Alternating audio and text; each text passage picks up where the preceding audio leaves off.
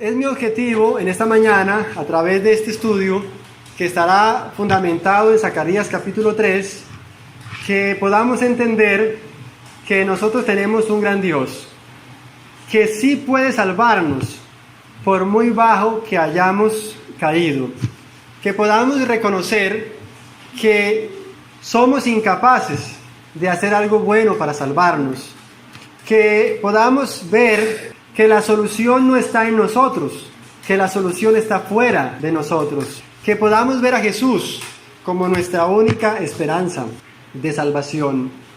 Dios, podríamos decir, el mejor pedagogo del universo.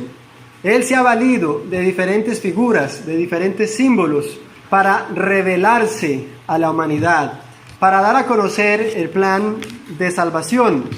Dios siempre ha recurrido al uso de símbolos y figuras. En el pasado, por ejemplo, construyó una maqueta, la maqueta de Dios, el santuario, para a través de esa maqueta ilustrar a Israel, su pueblo escogido, la redención que es en Cristo Jesús. A través de incidentes como la roca herida, Dios se dio a conocer. Jesús, cuando estuvo en sus enseñanzas, recurrió a diferentes figuras, por ejemplo, las parábolas.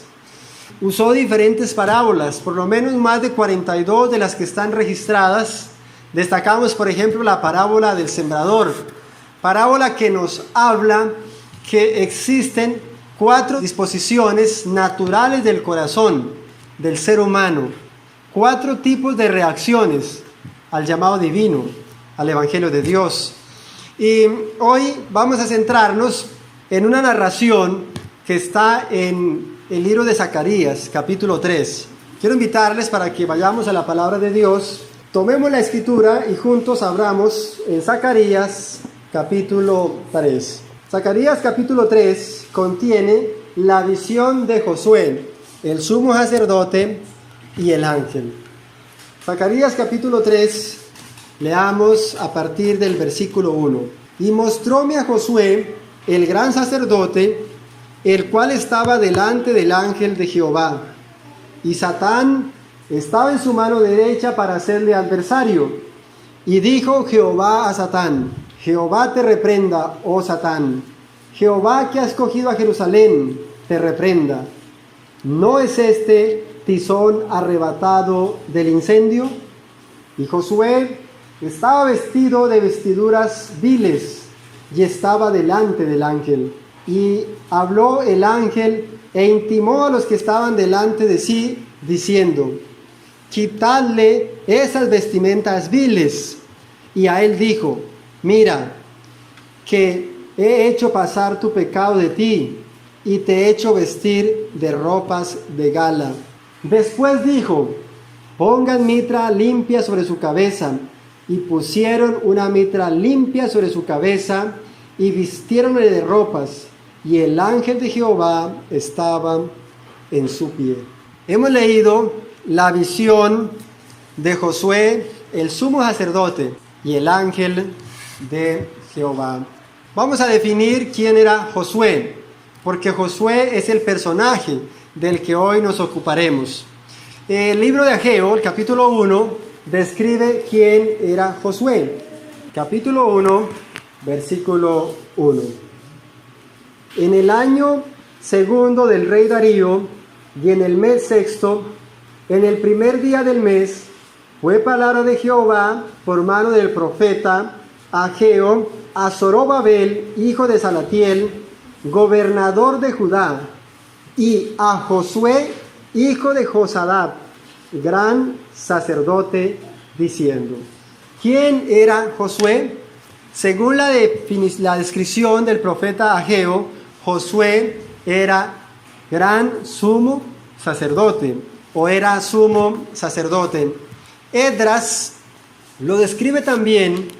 El libro de Esdras menciona a Josué y lo describe como siendo sumo sacerdote después de la transmigración del cautiverio babilónico.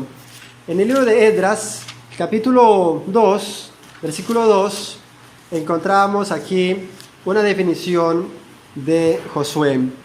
Entonces se levantó Yeshua, hijo de Josadat, y sus hermanos los sacerdotes, y Zorobabel, hijo de Salatiel, y sus hermanos, y edificaron el altar de Dios en Israel.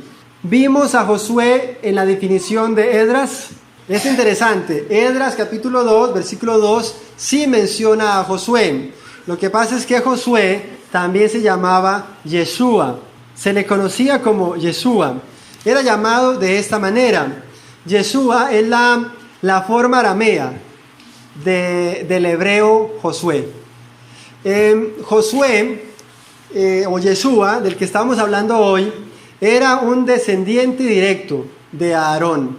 Al leer las crónicas, el capítulo 6 del libro Primera de Crónicas, hacemos un rastreo hasta el versículo 15 y nos damos cuenta que Yeshua o Josué era descendiente directo de Aarón, es decir, pertenecía al linaje real del sacerdocio en Israel. Ahora, a Josué se lo describe estando en presencia de Dios, pero no como un espectador, sino como un sacerdote que ministraba. Josué era un ministro de Jehová, era un mediador, un intercesor en favor del pueblo. Pero es interesante la descripción que da allí Zacarías, porque Zacarías presenta por lo menos 3 dificultades que tenía Josué. Vamos a irlas definiendo. Pero antes de ver las dificultades de Josué, quisiera que le retomáramos Zacarías capítulo 3 y leyéramos el versículo 1. Mostróme a Josué, o a Yeshua, el sacerdote, el gran sacerdote, el cual estaba delante del ángel de Jehová, y Satán estaba a su mano derecha para hacerle adversario. El lado derecho, donde estaba Satán para hacerle adversario, en los juicios, en los tribunales, el lado derecho lo ocupa normalmente el abogado defensor. Pero la Escritura menciona que del lado derecho estaba situado ¿quién? Satán. ¿Por qué? Porque Satán una vez fue ministro de Dios, una vez ocupó su lugar a la diestra de Dios, pero por causa de que él pecó, de que él se rebeló, se tornó en el acusador de los hijos de Dios. Y ahora se lo presenta a la mano derecha de Yeshua para hacerle adversario. Y como bien su nombre lo dijera, Satán o Satanás, que quiere decir adversario, enemigo u oponente. En el conflicto cósmico que se lidia entre el bien y el mal, Satanás o Satán es presentado como el gran adversario, como el gran enemigo de los hijos de Dios. Apocalipsis capítulo 12, el versículo 10, después de que se describe la batalla en el cielo, el desenlace de la batalla, Satán es arrojado del cielo y ahora en el versículo 10 se lo presenta, se desenmascara su carácter y oí una gran voz del cielo que decía: ahora la salvación y la virtud y el reino de nuestro Dios y el poder de su Cristo es venido, porque el acusador de nuestros hermanos ha sido arrojado, el cual los acusaba delante de nuestro Dios de día y de noche. Entonces la razón por la que Satán estaba a la mano derecha de Josué era para hacerle adversario, ya no como mediador, sino como acusador. Satanás está en contra de nosotros en la gran batalla espiritual que lidiamos. Pablo en el capítulo 6 de Efesios dejó dicho: porque no tenemos lucha contra sangre ni carne, sino contra principados, contra potestades, contra señores de las tinieblas, contra espíritus gobernadores en las regiones celestes. Es pues así que Satanás es nuestro adversario. No podemos olvidar que Satanás no solo era adversario de Josué, sino que es nuestro adversario hoy. ¿Creen ustedes que es malo tener a Satán como adversario? Si usted cree que es malo tener a Satanás como adversario, ¿preferiría mejor tenerlo como amigo? En esta contienda es mejor que Satanás sea nuestro adversario y no nuestro amigo. ¿Cuál es la estrategia de nuestro adversario? No es por hablar del diablo, pero el diablo es un estratega. ¿Y cuál es su estrategia? Primero, hacer pecar al hombre. Luego, acusarlo y hacerlo sentir mal. Y después, llevarlo a la desesperación, al punto de que muchos después de haber pecado ya no ven solución. Muchos después que han pecado se han quitado la vida, como Judas. Esa noche del viernes que Judas vendió a su Señor por el precio de un esclavo, 30 piezas de plata, Judas nunca más volvió a vislumbrar un amanecer. Judas no contempló nunca más el amanecer, porque de allí salió y fue y se ahorcó. Preso de la desesperación por lo que había hecho, fue y se quitó la vida. Esa es la manera como obra el acusador. Ceba, tienta, hace pecar y luego lleva al ser humano a la desesperación. Otros nunca han vuelto a la iglesia después que pecaron, porque se sienten mal, porque se sienten indignos, porque creen que se les va a señalar, porque creen que no se ha olvidado lo que hicieron y entonces mejor no regresan. Y hay también quienes se han hundido en el pecado, en los vicios, en la más abyecta esclavitud, presos de la obra de nuestro adversario. Así pues que tenemos un ser que de ser querubín pasó a ser el diablo, el acusador. Job capítulo 1 versículo 9 presenta una reunión en algún espacio del universo donde comparecieron los hijos de Dios y también vino Satán. Y Satán en esa reunión dijo que Job servía a Dios por interés, que la razón por la que Job servía a Dios era porque Dios extendía libremente su mano y le había bendecido y prosperado. Estaba calumniando a Job y diciendo que Job servía a Dios por egoísmo. Ese es el papel de Satanás, acusar.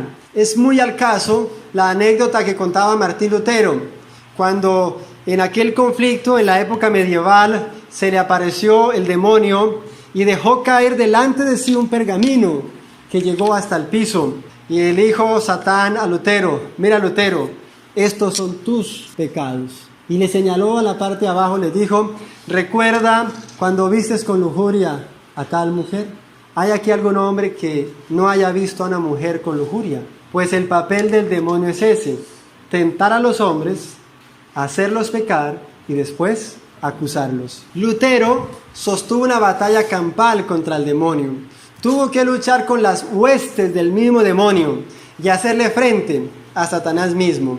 En la Marsellesa de la Reforma que él compusiera, en el himno 255, que él compuso antes de comparecer a la Dieta de Worms, antes de enfrentar los prelados y el mismo Papa, Lutero cantó: con furia y con afán, acósanos, Satán. Lutero reconocía la estrategia del enemigo, reconocía en Satanás un adversario vehemente. Muy bien, la estrategia de Satanás es, por ejemplo, hacer que los jóvenes naveguen en la internet, en ese mundo de maldad, en esas páginas de iniquidad. Luego hace que los jóvenes se sientan miserables por todo lo que han visto y explorado, a punto que los jóvenes se quedan sin deseo y sin ganas de orar ni leer la palabra de Dios. No sienten deseos de pedir perdón, porque después de haber navegado en ese mundo de maldad, se sienten indignos. Satanás tienta a los hombres y a las mujeres al adulterio y a la lujuria, y después los hace sentir miserables, indignos de la gracia de Dios. Mi tío decía que él había ido muy lejos y que para él ya no había perdón de Dios. Él se contaba entre los perdidos. La estrategia del enemigo estaba dando resultado en su caso. Así pues, pero si usted ha pecado y Satanás lo acusa, tenga presente, como decía Spurgeon, cuando Satanás acusa, Cristo intercede.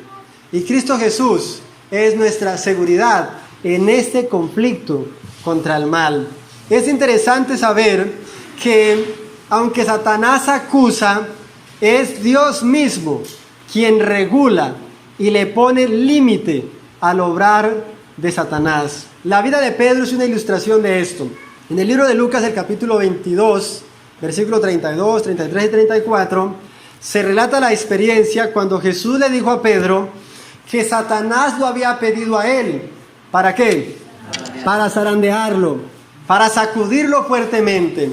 Pedro, que se creía fuerte, pero que alardeaba de su buena experiencia, iba a ser zarandeado como a trigo. Satanás quería, en este sacudón que le iba a dar a Pedro, sacarlo del lado del Salvador. Pero Jesús le dijo a Pedro: Satanás me lo ha pedido para zarandearlo como a trigo, pero Pedrito, he orado por ti para que tu fe no falte. Y aquella noche oscura, la misma que Judas vendió al Salvador, esa noche Pedro era zarandeado. Y llegó la primera criada y le dice: usted es un seguidor de Jesús. Cuando Pedro estaba en el patio. Y él dijo: no conozco a ese hombre. Y más tarde vino otra y le dijo: definitivamente usted es seguidor de Jesús. Y Pedro juró que no conocía a ese hombre. Y después vino una tercera interpelación que le decía que él era seguidor de Jesús porque su hablar lo delataba. Los discípulos de Jesús eran conocidos por la pureza de su lenguaje. Y Pedro, para disuadir a su acusadora, maldijo y pronunció improperios para decir que él no era seguidor de Jesús. Y de esa manera Pedro estaba siendo zarandeado como a trigo. Pero mientras Pedro negaba a Jesús, mientras Pedro maldecía, Jesús había orado por él.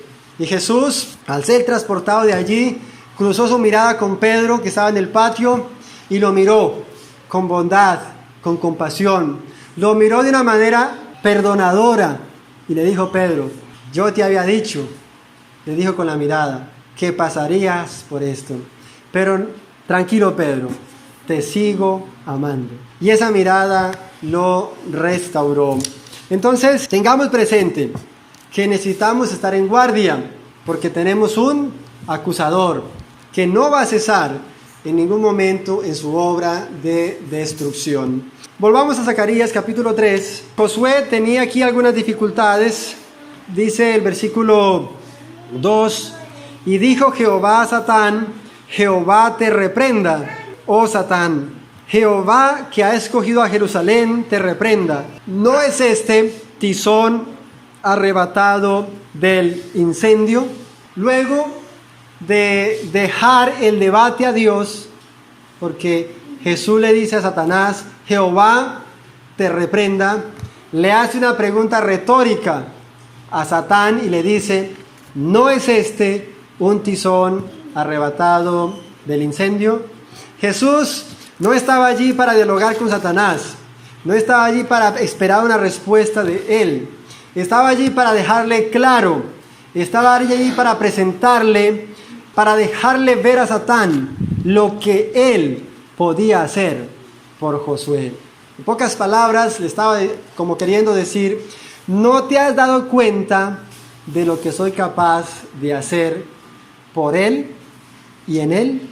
Es una afirmación parecida a la que hizo de Job, cuando Dios le dijo a Satán: ¿no has considerado a mi siervo Job, que no hay otro como él? Es pues así que Jesús compara a Josué como a un tizón arrebatado del incendio.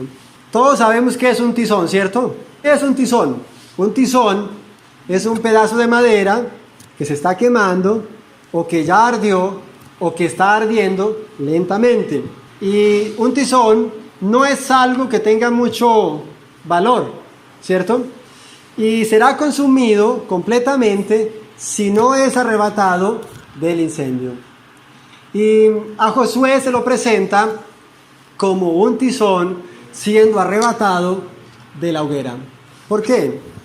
Porque antes de Josué a estar delante de Jehová como sumo sacerdote, Josué era esclavo en Babilonia, porque él vino de la transmigración de Babilonia. Aunque Josué era indigno, Dios lo hace precioso y sin precio, porque se lo presenta con vestiduras ¿qué? Viles. Josué estaba destinado a perecer en medio del culto idolátrico de Babilonia, pero fue arrebatado por Dios de en medio de la hoguera de la idolatría para ser sumo sacerdote del Dios Altísimo. Por poco lo consume el incendio, así que tuvo que ser arrebatado de él. De ahí que se lo presente como un tizón arrebatado del incendio.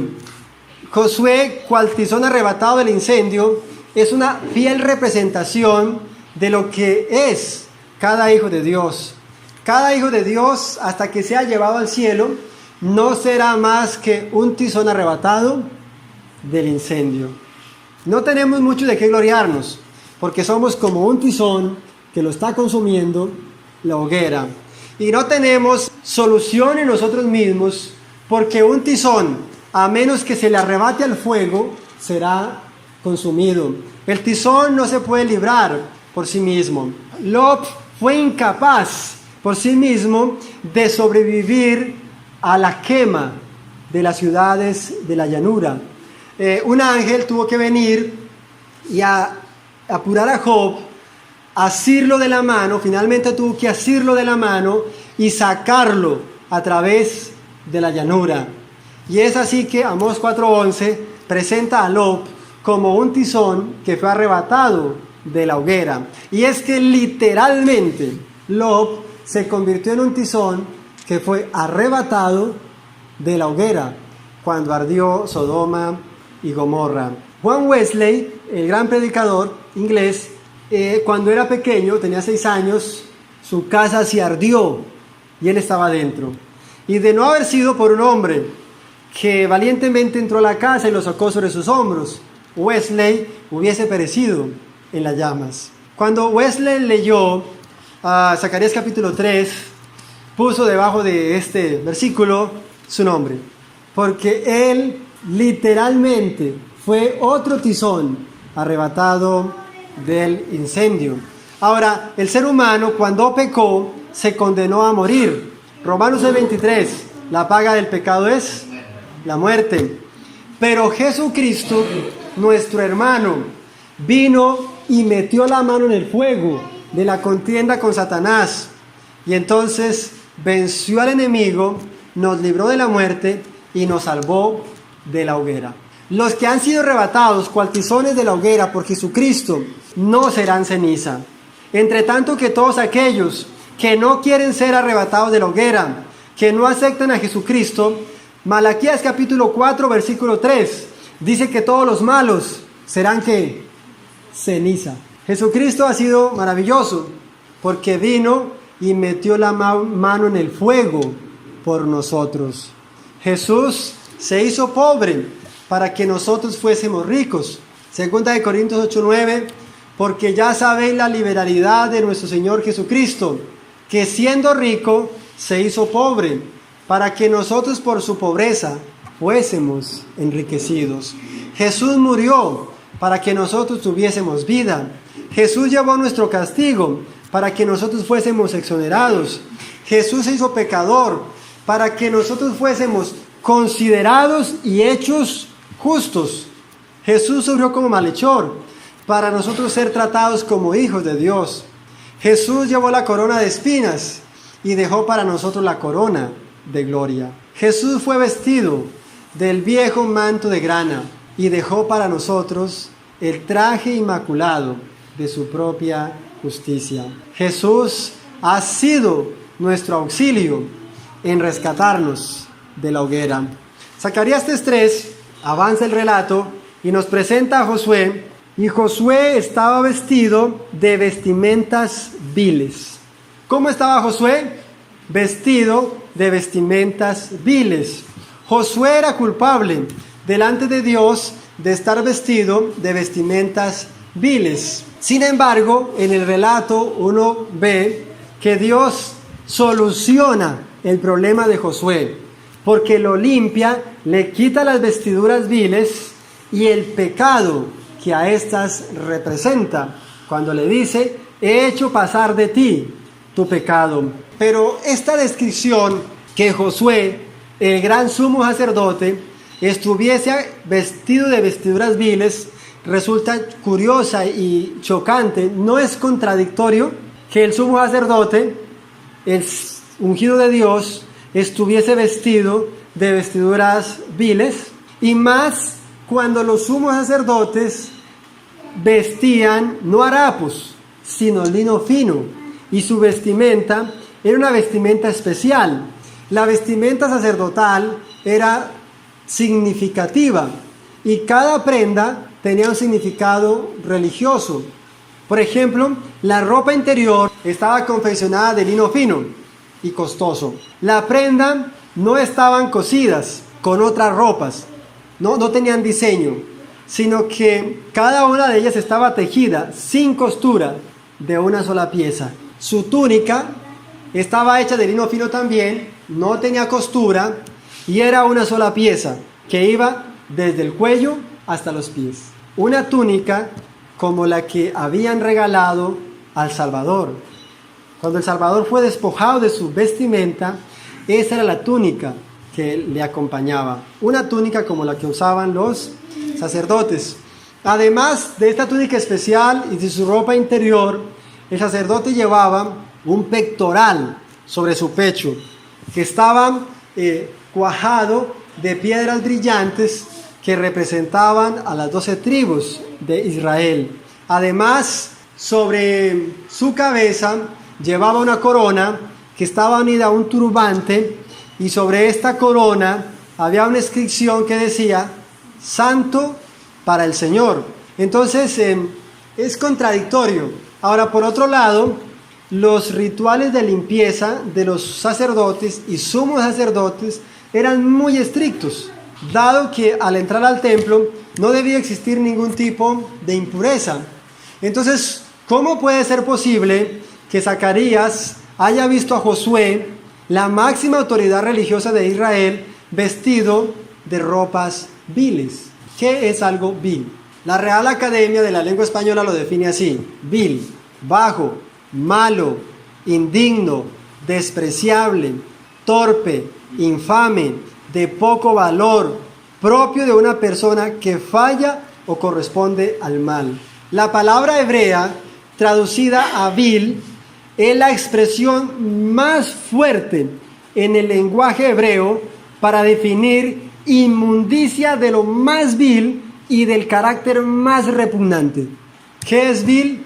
Lo más bajo, lo más repugnante, el vómito en el piso, una inmundicia. Eso es vil. Y a Josué se lo acusa de estar vestido de vestiduras como viles, de tener un carácter manchado, contaminado por el pecado. ¿Cómo entender esto? La explicación está en el santuario. Cuando el sacerdote oficiaba en el santuario, se hacía portador de los pecados del pueblo. Es por tanto que se ofrecía un cordero, por ejemplo en la Pascua, un macho cabrío en el día de la expiación, y el sacerdote confesaba los pecados del pueblo sobre el cordero, sobre la víctima inocente. Luego tomaba su sangre en un tazón de oro y la sangre era llevada hasta el santuario, y así el que oficiaba se hacía portador del pecado del pueblo. Josué estaba allí como un representante del pueblo de Dios. Israel había traicionado a Dios, le había dado la espalda, se habían vuelto hasta idólatras, habían pecado delante de Dios, y por eso a Josué se lo representa como estando vestido de ropas ¿qué? Viles. Pero es maravilloso, versículo 4, lo que Dios hace por Josué. Tenemos que ver lo que Dios hace por Josué. Versículo 4. Y habló el ángel e intimó a los que estaban delante de sí, diciendo: quitad esas vestiduras viles. Y a él dijo: mira, que he hecho pasar tu pecado de ti y te he hecho vestir de ropas de gala. ¿Qué hace Dios por Josué? Dos cosas. Uno, le quita las vestiduras viles. Y dos, le viste de traje de gala. Dios no solo remueve el pecado de Josué, sino que le da una justicia positiva cuando le dice: te he hecho vestir de ropas de gala. La obra de Jesucristo es completa, porque no solo perdona al hombre, sino que también lo restaura. No solo remite la culpa, sino que imparte santidad al hombre. Es por tanto que podemos decir que de Jesús recibimos dos cosas: perdón si hemos pecado y poder para obedecer. Estas vestimentas viles que Jehová quitó de Josué describen bien nuestra condición, porque la vestidura es un símbolo del pecado. Cuando nosotros fuimos creados en Génesis 1:26, el ser humano no llevaba sobre sí vestimenta artificial. El ser humano fue creado a la imagen y semejanza de Dios. Por tanto, según el Salmo 104, versículo 2, el ser humano vestía de la manera como Dios viste. Salmo 104, versículo 2 dice que Dios se viste de luz como de manto. Esa misma luz que representaba la santidad y la pureza de la raza humana, la santidad de Dios en el hombre, cubría a nuestros primeros padres. Cuando el hombre peca, este manto desaparece. Ahora el hombre idea una solución, construye, Génesis 3:7, delantales de hojas de higuera. Una solución que Dios no pudo aceptar porque no era una solución completa, porque no era una solución suficiente, adecuada y conveniente.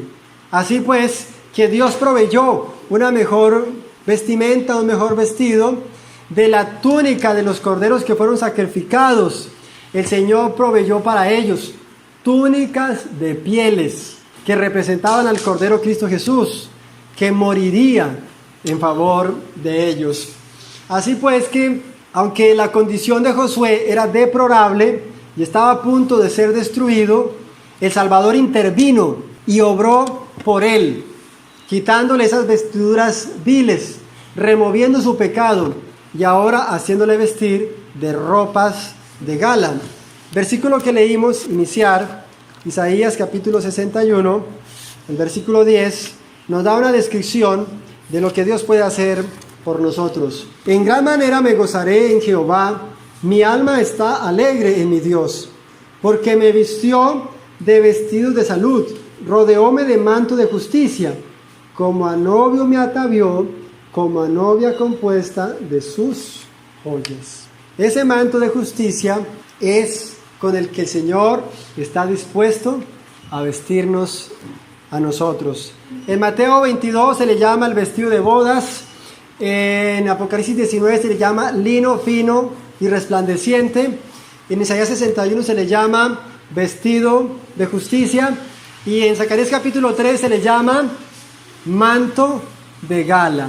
Pero todos estos son un símbolo de la justicia inmaculada del Salvador, que se imputa y se imparte al que cree. Es pues la obra de Dios no solo librar del incendio, no solo justificar, no solo perdonar, no solo obrar por el hombre al perdonarlo. Es obra de Dios vestir al hombre contra incendio, ataviarlo de sus ropas de gala, obrar en el ser humano la transformación de su naturaleza, revestirlo de la santidad. La obra de Dios en favor del ser humano es una obra completa y total. Pero hay un asunto interesante, y es que la justicia que se imputa cuando creemos y que se imparte en la medida que nos mantenemos unidos al Salvador, no es un manto para cubrir nuestros pecados acariciados, nuestros pecados no abandonados. El pecado debe ser reconocido, debe ser confesado y debe ser abandonado. La justicia de Dios no es un manto para cubrir pecados. A Jesús se le presenta en Mateo capítulo 1, versículo 25, como quien vendría a salvar a su pueblo de sus pecados, no en el pecado. Es, por tanto, que al cielo irán pecadores arrepentidos y no pecadores empedernidos. Son dos cosas diferentes. Tenemos la tarea de reconocer el pecado en sus diferentes máscaras en nuestra vida y poder, por la gracia de Dios, separarnos de él. Es maravilloso el intercambio que Jesús hace, porque Jesús toma las ropas viles de Josué e imparte su manto de gala a Josué, que estaba vestido de vestimentas viles. Jesús se viste de lo vil para darnos el manto de gala. Jesús se hizo pecador para que nosotros pudiésemos obtener su justicia. Hay un detalle interesante: la raíz del nombre Josué y la raíz del nombre Jesús son la misma.